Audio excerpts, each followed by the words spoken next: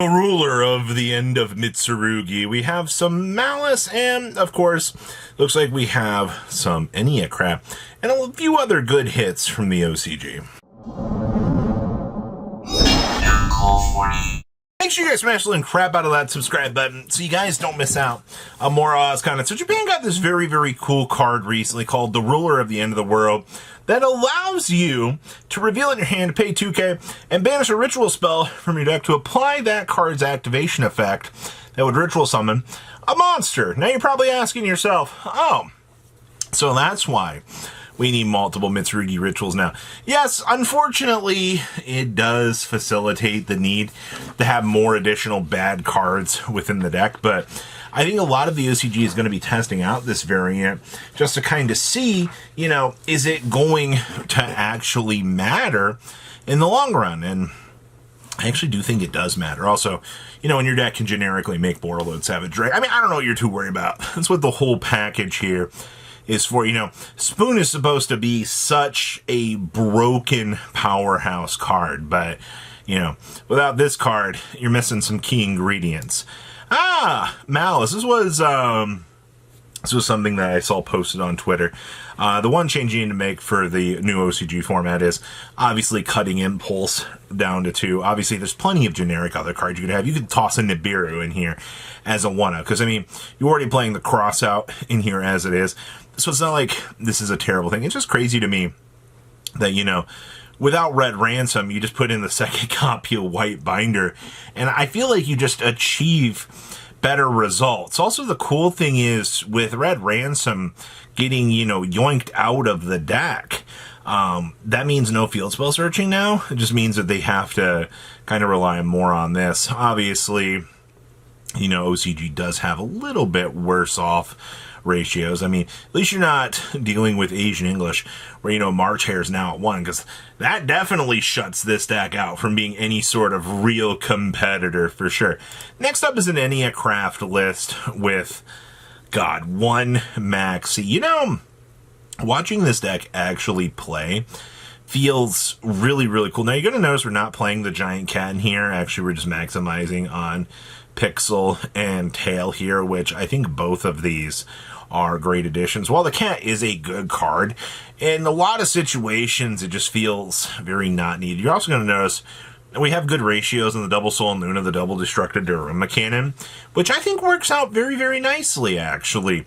You're not really plaguing the deck with too much, and I think having some consistency across the field here, you know, they're cards that you want to see some of the time, but not all of the time, at least enough that you want to balance them in the deck at the ratios you're seeing with them. So definitely not a terrible choice of cards that we're seeing here on the current list. So not too bad. Next up is some Gladiator Beast action. You know, it's still really funny to me to see that the OCG has Terror Top as a viable card, because making MX Saber Invoker is one of the things that this deck wants to do. You know, you want to be able to drop into that Invoker, you want to be able to kind of turbo up through the resources, and, you know, kind of start the combo, right? I mean, beaming out a level 4 Warrior or Beast Warrior is pretty good. Well, I mean, Gastel is in fact an option we can bring out.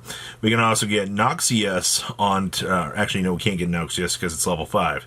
Oh, we can also get to a Thorax. I mean, you've got options. You can also tag into Darius. Can't get into a quest, which, I mean, tagging into a quest would just be a little bit too much, but that's okay. You've got options available, and also the fact that this deck can also make the Simorgh, because you have access to a wing these days.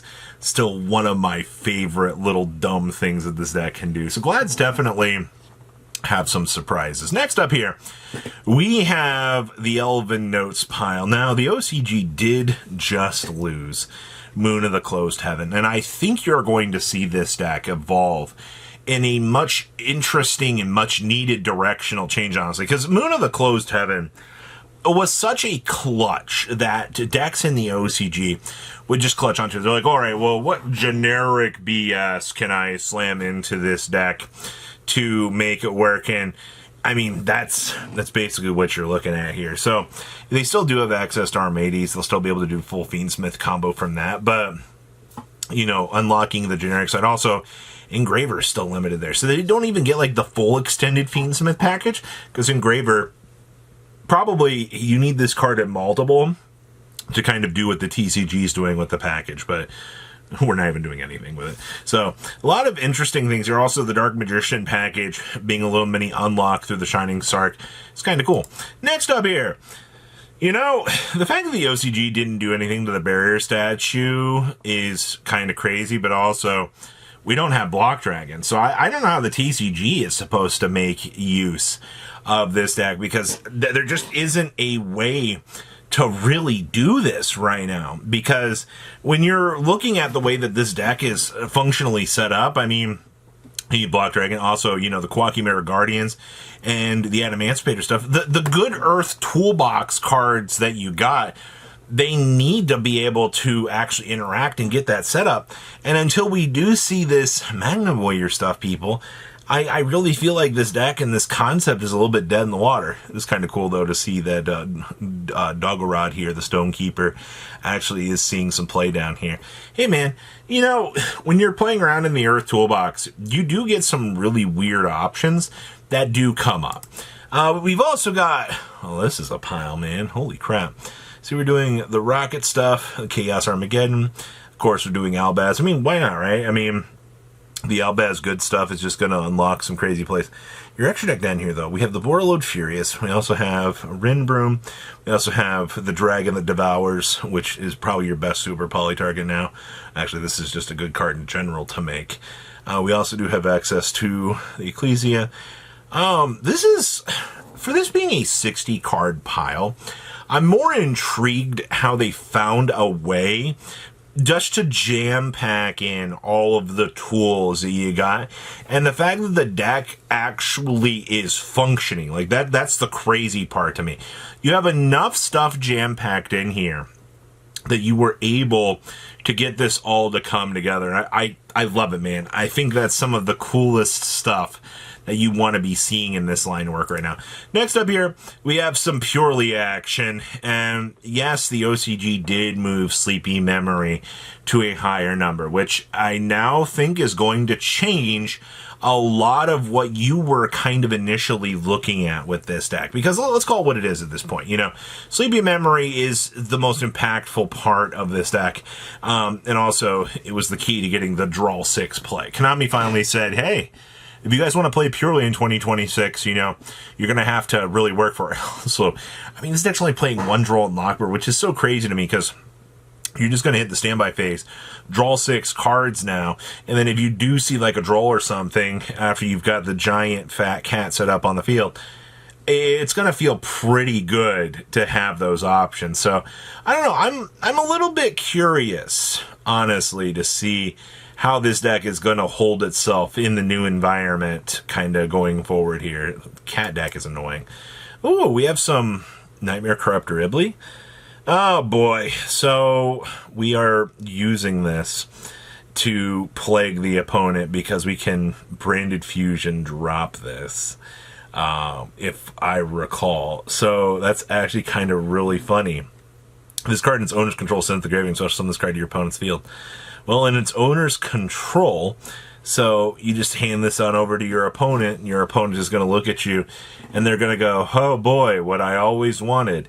The major downside here is if you do draw this, you can make the Almirage with it, and hand it on over to your opponent. So you're basically just trying to find a way to Knightmare Corruptor Ibley lock your opponent in a nonchalantly interesting way.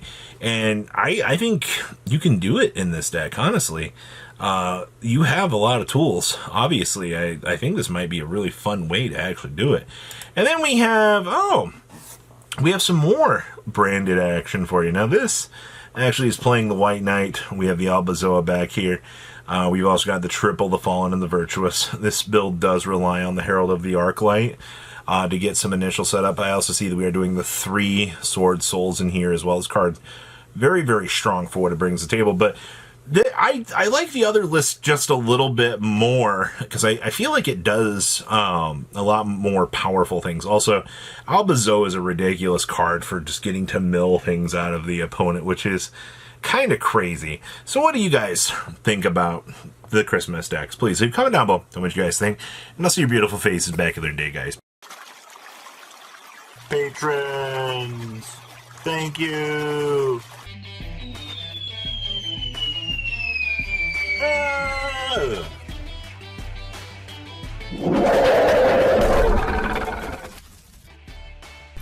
Thank you so much for watching. Check out these other videos.